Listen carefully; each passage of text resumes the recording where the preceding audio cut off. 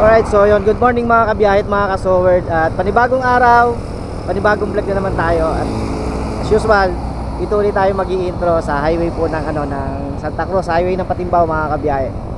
At ngayon ay bali may biyahe tayo. At ang kasama pa rin natin, syempre si Max. Si Max pa rin yung kasama natin at ang RDM. Ayan, bibiyahe tayo kasama ang RDM. Bali tayo lang dahil ang team RDM ay nasa nasa Cagayan de Oro pa. So dito sa parting Luzon, sa Laguna ay tayo pa lang yung bumibiyahe na kasama ang RDM. So maraming salamat sa lahat ng RDM. Ayun, sa team RDM, maraming salamat po sa inyo sa walang sawang pagsuporta. So ngayon ay pupunta tayo ng Biñan, Laguna at i-update natin yung mga ginagawang proyekto dito po sa Laguna, tulad po ng mga footbridge at mga tulay. Ayun, na ipinagagawa po ng ating mahal na gobernador na si Ramil Hernandez. So ayun mga kabiyahe at mga kasowerd, samahan nyo ako sa aking biyahe ngayon papunta po ng Biñan, Laguna. Alright, kasama. Alright, so good morning mga kabiyahe at mga kasowerd. At nandito tayo ngayon sa sa Muntinggatid, Barangay Muntinggatid. At ito, katatapos lang natin magpakarga dito sa Hebron. Dito tayo nagpakarga ngayon. At ngayon, ayun, sila kuya. Shoutout natin sila kuya doon. At ngayon ay pupunta tayo ng Biñan, Laguna. At titignan din natin yung kasi diba traffic ngayon sa Bukal. So titignan natin kung ano pa yung ginagawa sa Bukal, kung bakit traffic mga kabiyahe. Tsaka yung ginagawang daan ngayon sa Coastal Road, Calamba to Manila mga kabiyahe. So samahan nyo ako sa aking biyahe ngayon at tingnan natin kung ano yung mga ginagawa rito mga kabiyahe. Alright,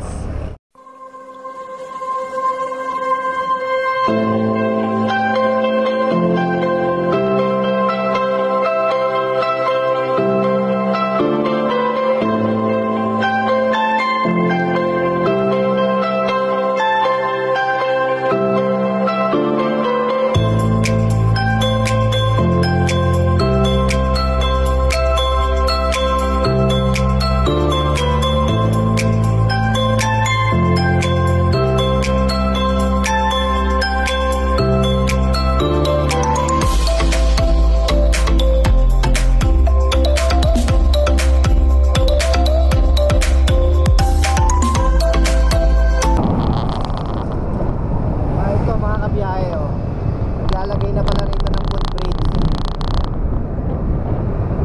dito sa highway ng Kalawan, Baes. Kaya kung makikita nyo, meron na siyang may mga bakal na.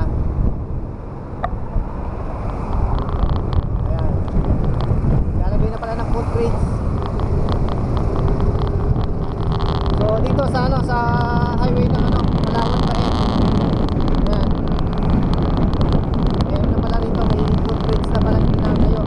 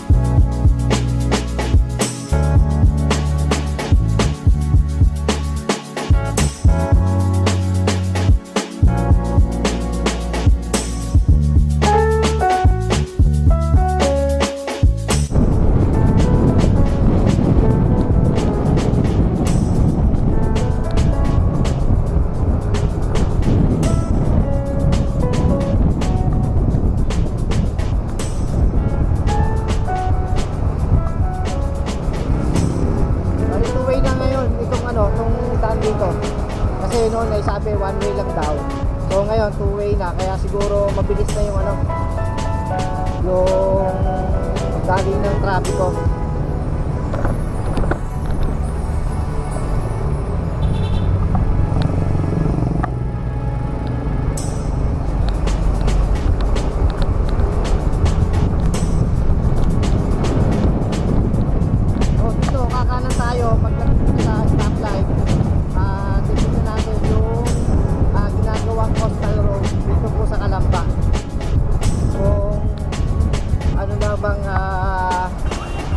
Estado.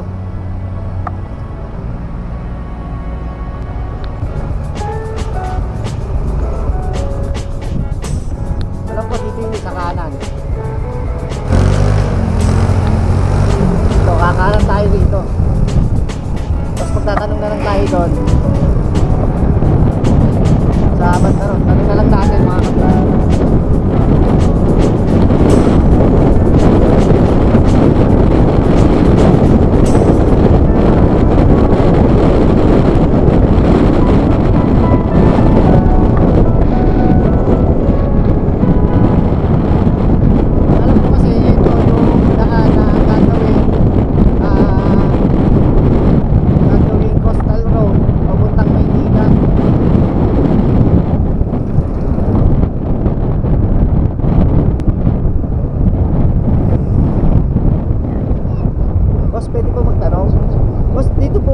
Yung gagawing coastal road pa Maynila. Hindi ko lang ho alam kung dito ang dugtong kasi ito yung bypass road ng Kalamba.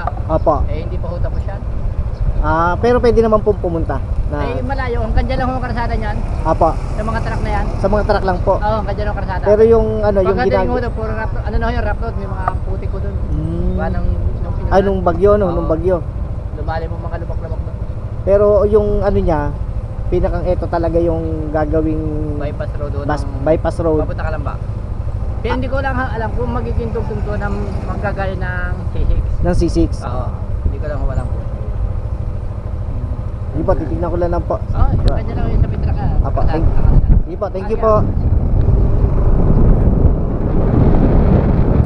So yun mga kabiyahe, na naitanungan natin doon kay Kuya na ito yung ginagawang bypass road pa Kalamba. At ito naman ay siguro padiretso na C6. Ito yun. Hindi lang daw tayo pwedeng dumiretso kasi gawa nga ng putik, gawa nung nagpagyuhan mga kabiyahe. Ito yung ano, yung gagawing bypass road nga po. So tingnan natin mga kabiyahe kung hanggang saan pwede tayong ano, makarating. Talagang putik na nga mga kabiyahe. So titignan lang naman natin hanggang dito.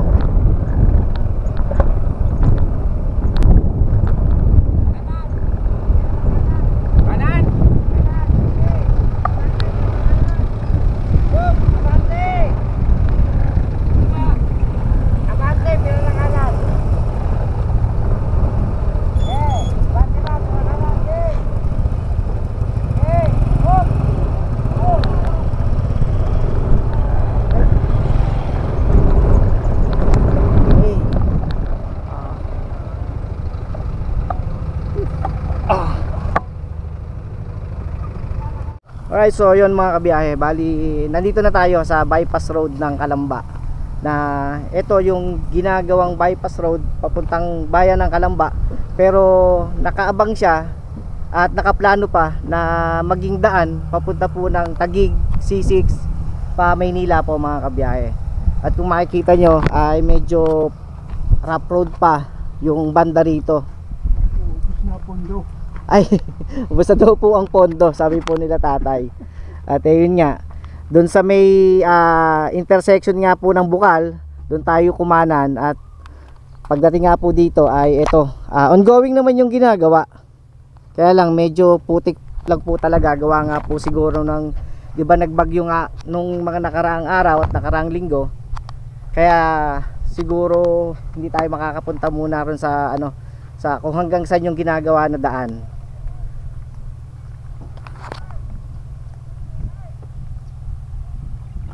So yun mga kabiyahit mga ka-Sowerd, bali ito po yung ito po yung update ko sa inyo ngayon na bypass road ng Calamba going to C6 Taguig, Manila mga kabiyahe. Alright, so punta na tayo ng ng Binyan.